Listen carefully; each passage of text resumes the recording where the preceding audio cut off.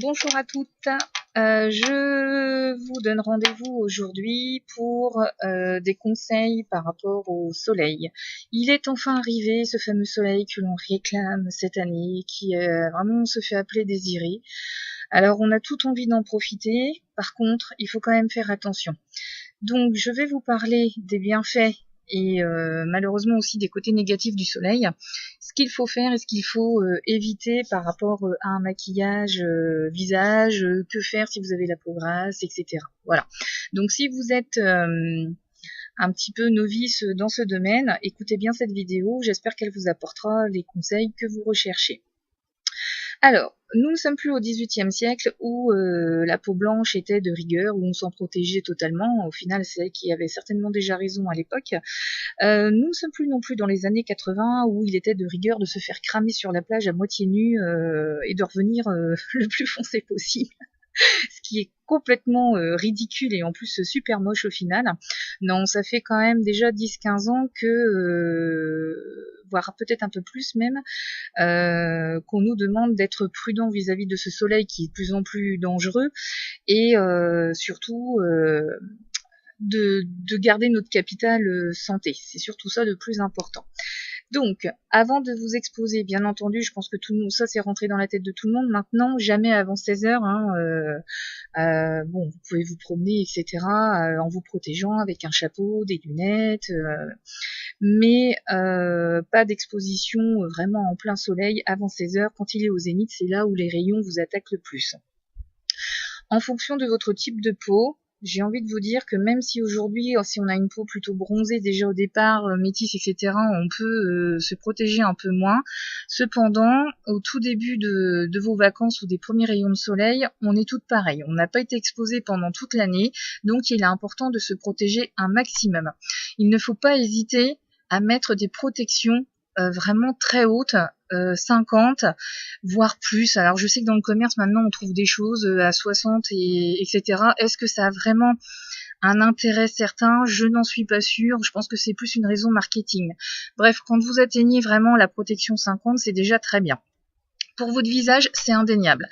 Avant même le matin de vous maquiller, vous pouvez même remplacer votre crème de jour carrément par une crème solaire. C'est pas un souci, même si voilà vous n'êtes qu'en ville le midi pour aller manger avec des amis, ou si vous exposez juste 1 ou 2 heures le soir en rentrant chez vous parce que vous quittez pas trop tard et que vous pouvez encore en profiter, il ne faut pas hésiter à mettre une protection 50 sur le visage. Et ça, vous le gardez tout l'été. Il ne faut pas penser qu'avec une protection 50, on ne bronze pas. C'est faux, archi faux. Vous êtes protégé, vous bronzez, et en plus, votre bronzage dure bien plus longtemps dans le temps. Donc, n'hésitez pas. Je peux vous dire, moi, j'ai mis des crèmes solaires très basses il y a des années, parce que j'avais aussi cette idée qu'avec une crème à haut indice, je ne bronzerais pas. Et puis, comme tout le monde, j'ai perdu mon capital solaire en vieillissant. Et on commence à choper des coups de soleil, etc., etc. Et finalement, donc, on devient plus raisonnable et on se protège. Et c'est là où je m'aperçois qu'au final, à la fin des vacances, je suis aussi bronzée. Mais par contre, j'ai vraiment vu la différence. Mon bronzage tient beaucoup plus longtemps. Donc, on n'hésite pas.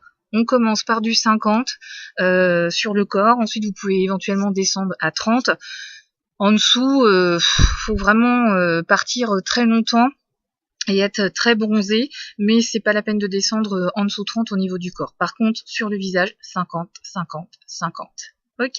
Sinon, les taches vont apparaître et vous allez galérer à la sortie de l'automne, quand tout votre bronzage va partir, vous allez avoir des taches sur le visage et il faudra aller voir le dermato pour vous faire enlever ça parce que c'est assez disgracieux. J'en ai moi-même une belle sur le front qui, je pense, est due à un médicament il y a 2 ans. Pourtant, je me suis protégée, mais vous voyez, ça n'évite pas. Voilà. Pour les peaux grasses, alors surtout sur le visage, vous évitez tout ce qui est fond de teint liquide, fond de teint crème. Vous allez sinon transpirer comme une sardine. Là, c'est le moment de passer encore plus sur des fonds de teint poudre, donc soit poudre auto-bronzante, ou alors si vraiment vous n'arrivez pas à abandonner votre crème, vous la mettez, mais alors par contre, vous y allez au niveau poudre, vous prenez un petit poudrier dans votre sac pour vous poudrer dans la journée pour éviter donc de transpirer sur le visage ou cette fameuse zone T. Pour les peaux sèches, c'est pas plus simple parce qu'en fait là vous allez avoir un manque d'hydratation encore plus intense en été.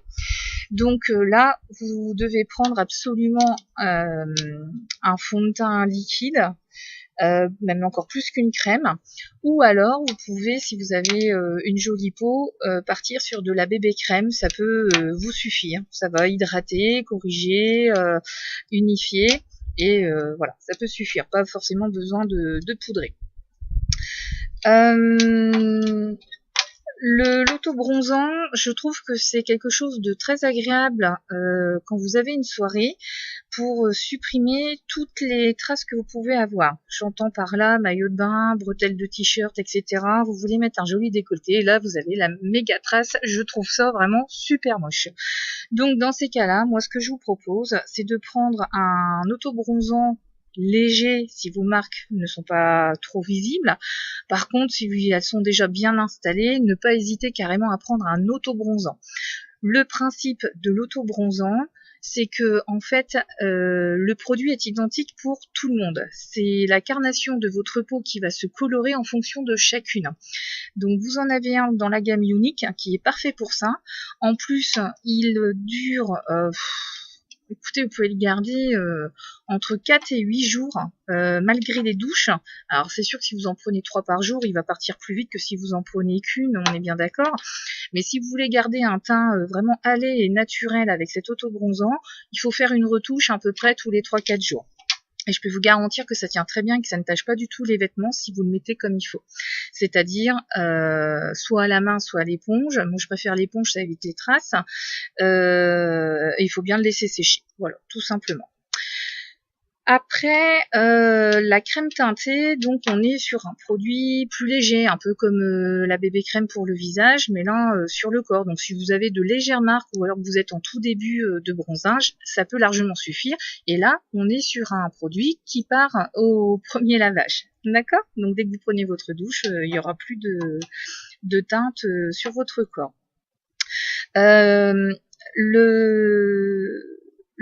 L'auto-bronzant, le bronzer plutôt, de chez Unique, ainsi que le spray, vous pouvez tout à fait l'utiliser sur le visage. Je sais que c'est marqué que corps, mais on a demandé, et oui, il peut s'utiliser sur le visage.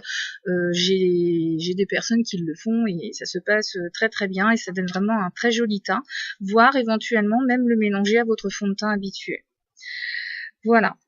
Écoutez, on a fait un petit tour d'horizon des avantages et des méfaits du soleil. Je vous propose de me contacter en privé sur uniqueproducts.com SG si vous avez besoin de me poser des questions. Et pour celles qui ne seraient pas encore membres, eh ben c'est peut-être le moment de me rejoindre. Je vous dis à bientôt et je partage bien entendu cette vidéo sur le site. Bye bye et profitez du soleil.